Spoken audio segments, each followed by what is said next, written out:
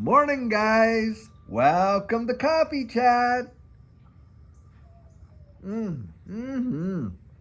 Oh, that is just so good. Now, that cup is so good too. It says, Be still and know, Psalm 46:10. Actually, it was given to me by my good friend John, and it's an amazingly beautiful scripture. I love it. I'll tell you what. Wow. Mm. Guys, boy oh boy, are things happening, and it is wild. So I'm reading this article coming off of the hedge, and it's going back and it's bringing up some stuff that was posted a while back where they were saying, hey, anyone making under like 300K a year, well, in order to make things happen for you in this inflationary environment and da da da da da, maybe you want to take the bus, and instead of eat meat, why don't you try lentils, and on and on and on, all these various things that these guys were saying, and it was coming out of some elitist publication or whatever. And so what they said is, oh, okay, well, let's see how that works. So what they did is they went and they tracked the price of like, a case of Amy's lentil soup, and where do you get 12 cans in a case and whatever. And I guess back then it was about $30. Well, now that same case of soup, it can be up to 65 bucks in some places. And then they were charting, hey, what are the prices of all these various food items right now?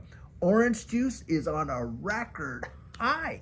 On top of that, eggs, boom, way up there, and all this kind of stuff. And beef, wow, the beef prices since the last 2 years, amazingly high. And yet, we've got inflation under control, and yet these things have more than doubled in terms of their price. And so that's why they don't keep food and power and all the things that really matter to you and I. Those are not included in the inflation numbers, don't you know? And so they can kind of fudge it however they want. And when you think about it, guys, it's that kind of nonsense. They come out with this kind of stuff. Oh, well, no one said it was going to be fun. Oh, didn't they? Didn't they just tell you and I that, hey, by 2030 we're going to own nothing, but hey, we're going to be happy about owning nothing? And the whole idea there is planned obsolescence. Now, planned obsolescence was something that was concocted way back there in the 1930s. And the idea was, well, if people's, the things that they buy don't last as long, and it can actually be, broken down or this or that or whatever, then that will force people to get out there and buy, and could really re-stimulate the economy and all this kind of stuff. And so, of course, now you got that even to the point in manufacturing. And boy, did that come to a pinch. When we had all that, remember when vehicle manufacturers couldn't get, all the things they needed, because why? They were dealing with a philosophy where, in terms of like those computer chips and that, the philosophy at the time in terms of how to manufacture and things like that was, on demand. As they needed it, they would order it and stuff like that. And so they didn't keep, big, warehouses full of this stuff, which they had done in the past. And then that kind of got them into a little bit of a pinch. So they kind of changed and modified how they're doing all that. But that's where all that philosophy comes from right there. Mm-hmm.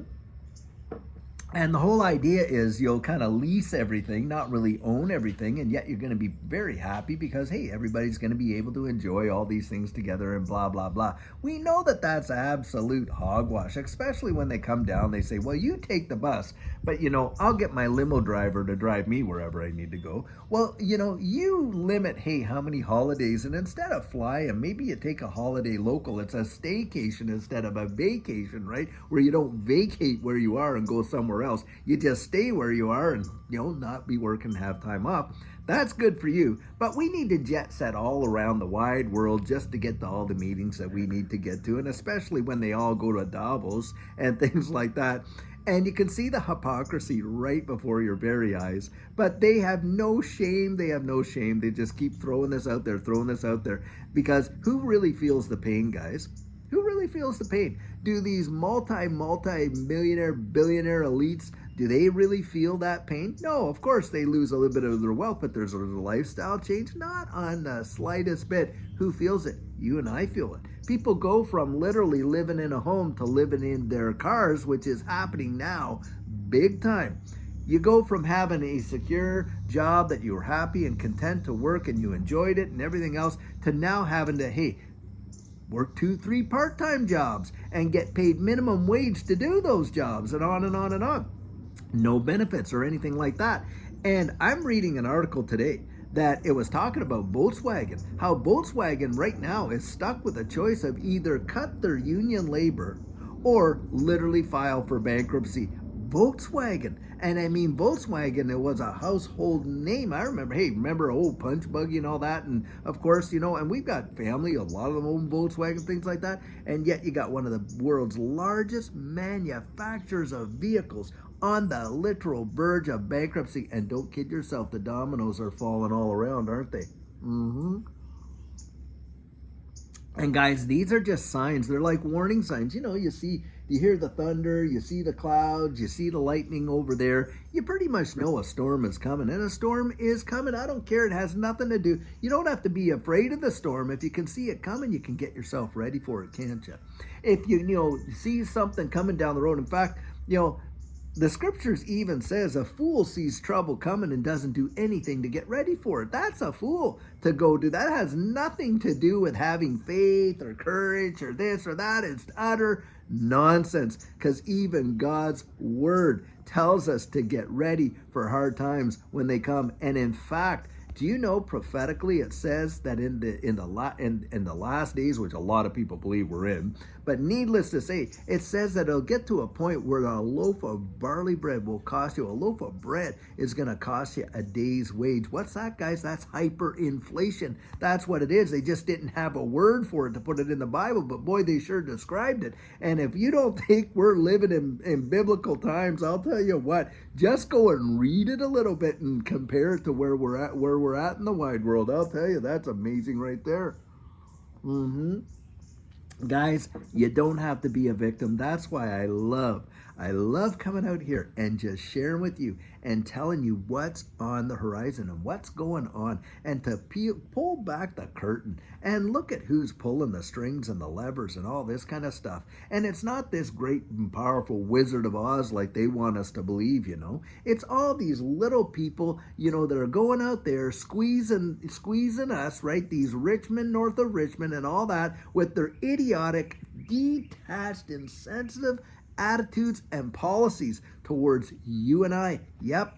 And that's what's going down. And now they want to go in there, and if you happen to, by the way, be prudent and go put some money aside and have a little bit of investment. That's not, you see any kind of a big gain in that investment? Well, even before you realize the gain, the government's going to want to have their share with all this proposed taxing the unrealized capital gains. That has got to be one of the most insane propositions that I have ever heard. You want a pathway to poverty? Hey, that's it. That's your ticket right there. Vote that one in. That's your ticket to poverty right there, because that's exactly where it will lead this country, to total ruin. Why? Because do you think, guys, that big money is going to stick around in an environment where they're going to be taxed on unrealized gains? No, they're not. And that's where they say, one guy was writing in the comments, well, it's only for, corporations or individuals that have more than $100 million. Who do you think funds these businesses, that gives people jobs? And what about the spin-offs from that in terms of the supplies to those manufacturing businesses or whatever they are? Guys, don't just look at the dominoes. Yeah, one domino stops here. Oh, that one didn't affect me. But then that one falls, that one falls, that one falls. Finally, you get down the line and, oh, by the way, it's bumping into you now. Have you ever thought like that? That's how you got to think. You want to think down the road. Think ahead. This is a major chess game, and you want to win it. Be 3, 4, 5 moves ahead of what's happening, so that when you get there, it doesn't take you by surprise. That is the whole point. And look, if you're going down that road and you're going to do that, a lot of these companies are going to pick up stakes and move out of there. Look what happened in the 1970s when when Great Britain, by the way, for those who don't know, go and research this. I was just listening to something this morning that reminded me of it. But back in the 70s, the UK went literally bankrupt and had to be bailed out by the IMF. Yep, right there. Yep, fact. Do you know what a lot of people did? They pulled up stakes and they left. That's what they did. There was a great, migration of people out of the UK. Why? Because they were going other places to look for some security, stability, and work and things like that. Great Depression. What happened to the Great Depression? You know how they got old Boxcar Willie and this, that? People couldn't afford the train, so they hopped on boxcars. What were they doing? They were going all over the country looking for what little work that could be found, if they could find it at all, and up and leaving their families so that they could send support back home. That's what happens. Do you think if we see policies like that, where they're taxing unrealized capital gains, hammering down, anyone that's made kind of an investment there and this and that, these big companies and that, do you think that that's not going to have an impact on the rest of the economy? Wow. Do you need to actually go out there and investigate that? Because it will, and it has in the past, guys. Don't kid yourself. And right now, we are getting all the warning signs. The thunder is clapping over there. Are we listening to it? They don't want us listening to it. They want us all distracted over here by all this nonsense that's going on. And, oh, this guy is doing this. Oh, that one, we're going to put him in jail. Oh, we're going to do this. Oh, look at the numbers. Rah, rah, rah, and on and on and on. And that's what they got us looking at. Oh, don't worry. Oh, don't worry about the thunder. Don't worry about the thunder. It kind of reminds me of our little pet dog over here. She's kind of afraid of the thunder. So what did they do? When the dog gets thunder and all that, they got this kind of thunder coat that you can put on a dog, and it wraps them around them, kind of makes them feel secure. That's what they're doing. They're wrapping us in blankets, guys, trying to make us feel secure while the storm is on the way right there. Wow. And it's better to call it out. Call it out. Because why on earth? I'll tell you what, if you're a lot of people say, oh, well, that's just, no, it isn't. It is not fear-mongering. It has nothing to do with that. It's about, hey, you want to be ready for it. Now, think about this. If you're sitting there and you happen to be in your living room, you look out the window and you see some smoke over in the corner of your neighbor's house, and you're like, what's going on over there? Oh, and there's a little spark of flame coming off, maybe the garage or something. You mean to tell me you're going to just sit there and watch your neighbor's house burn right to the ground? Or are you going to get up and go over there and ring that bell? Bing, bing, bing, bing, bing, bing, bing. Hey, hey, hey, hey, hey, hey, something's going on over here. And you might want to pay attention to it. That's exactly right. That's what a loving and that's what being a good neighbor is, right? When, Jesus said, do unto others as you would have them do unto you, the golden rule. Love everyone else as much as you love yourself. Guys, when you see a storm approaching and you're sitting there with that kind of information, and you're out there talking to folks and all this and that, and what are you going to do? Just say, oh, it's all sunshine and lollipops? Hey, if there's sunshine and lollipops to be talked about, you can believe it. I'm going to get out and tell you about them, because I am the type of guy, I'm going to be as positive as I possibly can. But hey, guys, if a storm's coming, I'm going to let you know. What you do with that, hey, that's up to you, of course. Now, for me, Judy and I, we've been preparing for years and years and years. We've just got into the habit of doing that.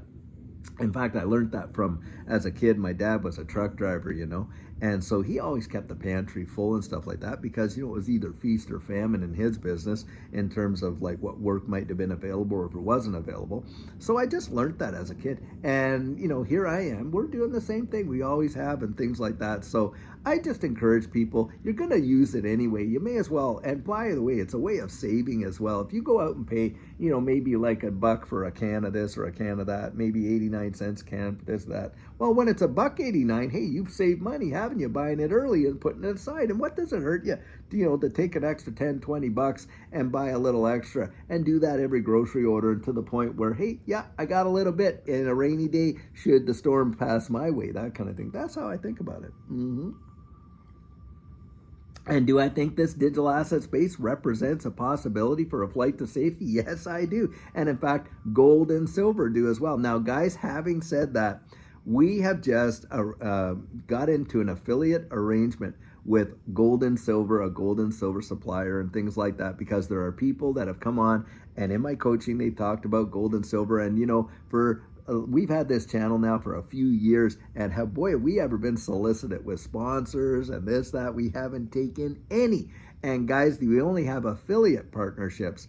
And so, of course, Caleb and Brown is one of our affiliates and stuff like that. Well, guys, we're going to go with Carmine's Gold for an affiliate on gold and stuff like that. And the best prices, if you're wanting delivery, you're looking for gold and silver. And we'll be talking about that later on. Maybe even by Friday, I'll post something and things like that.